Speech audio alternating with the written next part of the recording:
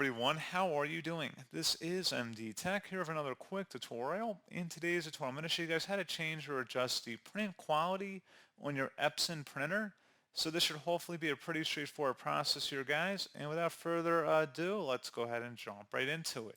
So all you have to do is open up the Start menu and type in Control Panel. Best result should come back with Control Panel. Go ahead and open that up.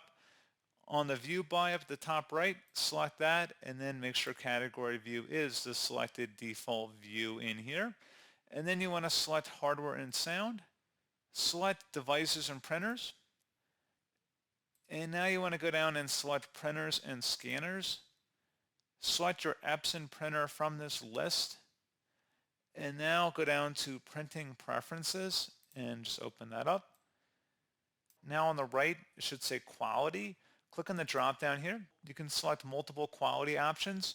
So high basically would just mean there's more ink usage, there's more toner.